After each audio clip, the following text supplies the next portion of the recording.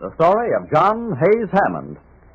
Among the captains of industry is a band of hard-fisted adventurers who travel to the ends of the earth in their constant search for buried treasure: gold, silver, petroleum. One of these men was John Hays Hammond, mining engineer. Born in San Francisco during the booming days of the gold rush, young Hammond determined his course in life at an early age. After an education at Yale and Freiburg in Germany, he returned to the West in search of a job. One of the first men he approached was his father's old friend, George Hurst. So, you want me to give you a job, eh, Jack? Well, that's it, Mr. Hurst. You see, I just returned from Germany, and Yeah, I know all about it. You've passed all your examinations, and now you think you're a full-fledged mining engineer. Well, I would like a chance to get started. Of course you would. Now, my father thought That I'd hire you right off the bat. No. Friendship doesn't mean a thing when you're in this business. I'm sorry, Jack, but I couldn't even consider hiring you. Oh, but Mr. Hurst... Sorry, can't be done. Well, I think I'm entitled to an explanation. Now, you control a number of mines, and I've heard that you're looking for men. Now, why won't you give me a chance? Fact of the matter is, you've been to the mining academy at Freiburg, and you've learned a lot of darn geological theories and big names for little rocks. That doesn't go in this country. Oh, I see. Well, have you any other objections? No. Freiburg is enough. Well, if you won't tell my father, I'll make a confession to you. I didn't learn one thing of any importance at Freiburg. What? That's right. I didn't learn a thing. Well, in that case, you might come around tomorrow. Perhaps I can give you a job.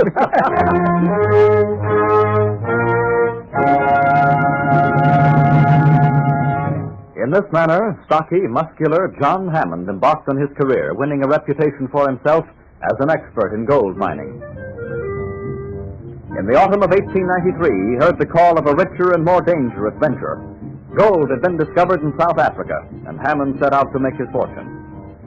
On the spring morning in 1894, we find him in Cape Town, seated on a stone bench near the base of Table Mountain. By his side is the Prime Minister of Cape Colony, Cecil Rhodes. Mr. Hammond, I take it you're not in South Africa for your health. No, I don't mind the climate here. But for healthfulness, I prefer California. You know about my mining interest in the Transvaal? Yes, I've spent some time investigating Rand Field. I don't have a very good opinion of the property. Why? Well, to be frank, I don't believe the mines are managed right. I see. Hammond, how would you like to take charge of all my mining interests in the land? Well... You may name your own salary. Very well. $75,000 a year and the participation in the profit. Agreed. But I won't take any interference from your local board of directors. I want to deal directly with you. Good. I need men like you, Hammond. Men who don't mind facing difficulty. Have the Boers been causing you any trouble? A little. It's a very strange situation. The Boers object to Englishmen entering the Transvaal and developing mines, yet they refuse to work the territory themselves. Well, it might be a good idea to search for some new property. Up in Matabeleland, for instance. You think there's gold to be found in the interior of Africa? I'm sure of it. All I want is your favorable report, and I'll start operations. The journey to Matabeleland will be fairly risky. For the salary you're paying me, I can afford to take a few risks. But I'll concentrate on Ranfield at present. Good.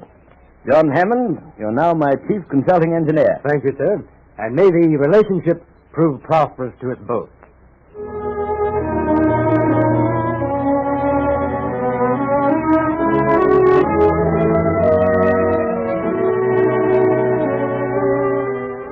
Within a few months, the Rand gold fields were operating smoothly under the supervision of Hammond. Then, on Hammond's advice, Rhodes sold all his outside holdings and started deep-level mining in Rand Field. In a short time, vast quantities of gold were being burrowed from the mines of the Transvaal. Rhodes made enough money to finance the colonization of all Africa. But now, a huge, unfriendly figure loomed over the British enterprise. The figure of Paul Kruger, President of the Boer Republic. The British have come to the Transvaal, but they must abide by our laws. Dynamite and powder for blasting must be purchased from the Boers. All foreign children attending Johannesburg schools must learn the language of Taal. No foreigner may conduct a public meeting of any kind or have any part in the administration of justice or of government.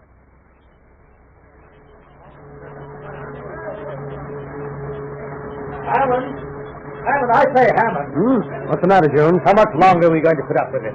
How much longer are we going to let Kruger tell us how to conduct our mines and our lives? Why, anything happened? Plenty. In charge of that dynamite exploded prematurely this morning. Luckily, nobody was killed. But We won't use Kruger's dynamite anymore. That's final. But Hammond, what are we going to do? Kruger won't let us buy good dynamite. I'll get in touch with Rhodes. Yes. Tell them that every Englishman in the Transvaal is going to rebel if... I say, what are you looking at? That's Captain Wolfman over by the shaft. I think he's drunk. Of course he's drunk. A whole dozen of them went down the lift this morning, so drunk they could hardly see. Kruger's outfit has been loading them up with cake smoke. Yeah, we'll put a stop to that, too. Come on. Hey! Hey, you over there! You called to me, Warner? Get off the field. You're drunk. No. I go to work down in mine. No man works around here in that condition. Go home and sober up. No, Warner. I go to work. And plenty still. You listen here. You don't get off this field in 2 minutes. No, then- Warner, Oh, don't catch him. He's running towards the shaft. I stay there! Foreman! Don't let him get in that cage! He's lowering the horse. Catch him before he... Watch out!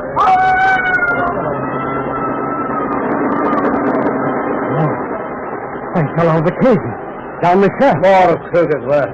That makes the third man we've lost this month. It's murder, that's what it is. It won't go on much longer. I'm going to see Rhodes tonight.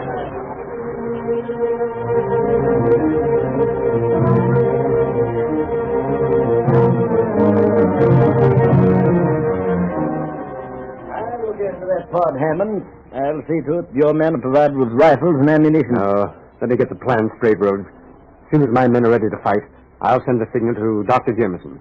And Jameson will be waiting at the border. Yes, it's army with 1,500 men equipped with field artillery and machine guns. Each of Jameson's men will carry a spare rifle for your followers at Johannesburg. Then we can't fail. But remember, Jameson must not cross the border until I give the signal. I must have plenty of time to prepare for this revolt. You may have 6 months if necessary. But remember what I have always said. Yes. The only justification for revolution is success.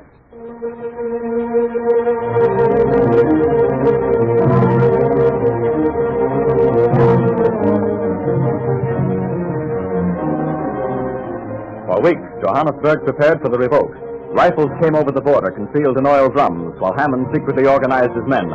At Fitzarney, Dr. Henry Jameson champed at the bit impatiently, eager to attack. Then, like a bombshell, came word to Johannesburg that Jameson had crossed into the Transvaal without waiting for Hammond's signal. And in a dark Johannesburg cellar... Quiet. Oh, men, quiet. Now, Jameson is on his way. He'll be here at any hour. The Boers have all gathered near the fort on the outskirts of town. What will we do? The minute they see Jameson, they'll turn their cannon on the town. We'll be wiped out. Oh. Are you afraid, Jones? No, I'm not afraid. Well, that's good, because you're coming with me. Where? To the fort. We're going to seize the fort before Jameson gets here. Jones and I will enter the fort. The rest of you men will wait outside. But that's impossible, Hammond. There aren't enough of us. Now, look, there isn't going to be any monkey business about this. You're going into the fort, and I'll be right beside you. And if I see the slightest sign of anything wrong... But Hammond, it's suicide. Don't you understand? It's suicide. Mr. Hammond, I have a message. Oh, read it. It's written in Dutch. Give it to Jones. He can read it. Very well, sir. Jameson isn't coming. The Boers have defeated him. Jameson has surrendered at Duncombe. Well, that marks the finish of our plans, men. Unless I'm greatly mistaken, it may mark the finish of us.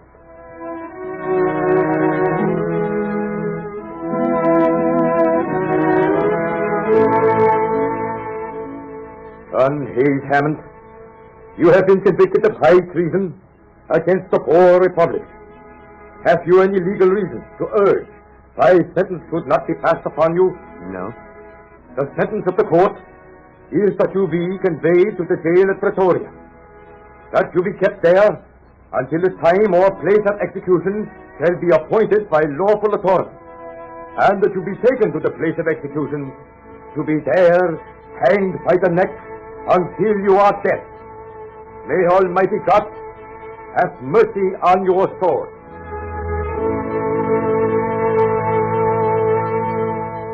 But John Hays Hammond was not destined to be hanged. After 5 months in jail, he was granted his freedom for $125,000, and the fine was paid by Cecil Rhodes. Towards the end of 1899, at Burlington House, London... You're really returning to America, eh, Hammond? Yes, I've been thinking of it for a long time. Why don't you reconsider and go back to South Africa? I'll make you general manager of all my interests. Well, I'm sorry. It's not in my line. The Rand mines don't need me anymore. They're making money hand over fist. You're still getting a percentage of it. I'll offer you twice as much. I can't do it, Rhodes. You know the kind of work I like. Exploring. There's still plenty of territory in the United States and Mexico that hasn't been explored. Well, Hammond, it's been a good fight. You've done a lot for Africa, for England, well, I dare say for yourself. Yes, I've made quite a bit of money, that's true. You'll continue to make money, as long as you hold on to your interest in the Rand field. But I'm selling a great part of my interest. I intend to invest the money in American enterprises. Eh? Is it so strange? You're an Englishman, Rhodes. You didn't develop the gold fields because you wanted money. Your only thought was of strengthening the British Empire.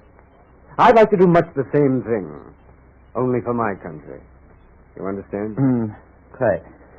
Well, we'll meet again someday. Perhaps it'll be beside a campfire in some strange land. The stars blinking high above and a lion roaring in the distance. Like the nights in Notabila land. Perhaps. Well, goodbye. I must be leaving. Goodbye, Hammond. You've been a real friend. You're a born fighter and an excellent engineer. There's one thing I'll always remember you for. You're the only man I ever met who could smell gold 1,000 miles away.